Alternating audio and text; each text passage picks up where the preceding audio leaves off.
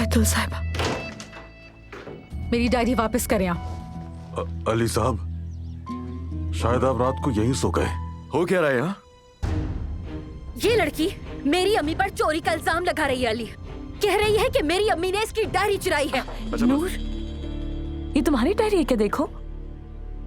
कहाँ थी ये? मैंने तो कमरे का कोना कोना छान मारा था। जल्दी सॉरी कहो और इस मौजू को बंद करो। माफी चाहती हूँ, सच में बहुत शर्मिंदा हूँ। मैं माफी मांग चुकी हूँ।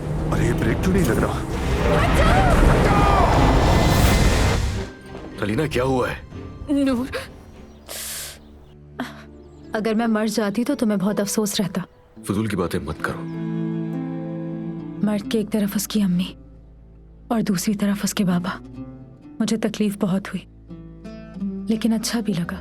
ये मोहब्बत बदुआ बन गई है।